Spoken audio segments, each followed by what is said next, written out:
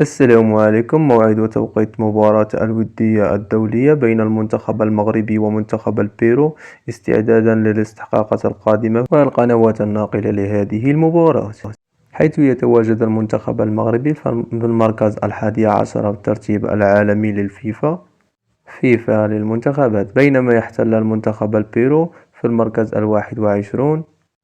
يحتضن ملعب ميتروبوليتانو بالعاصمة مدريد إسبانيا المقابلة الودية الدولية بين المنتخب المغربي والمنتخب البيروفي استعدادا للاستحقاقات القادمة يوم الثلاثاء القادم 28 مارس 2023 على الساعة 7:30 توقيت المغرب، وعلى الساعة 8:30 توقيت الجزائر تونس، وعلى الساعة 9:30 توقيت مصر.